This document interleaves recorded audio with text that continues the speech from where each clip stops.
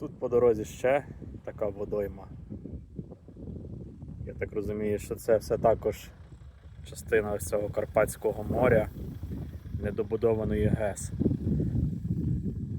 Просто фантастично красиві такі острівці з лопаттям.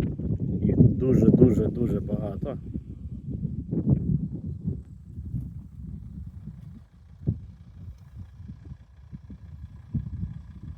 Ось така краса є в Карпатах.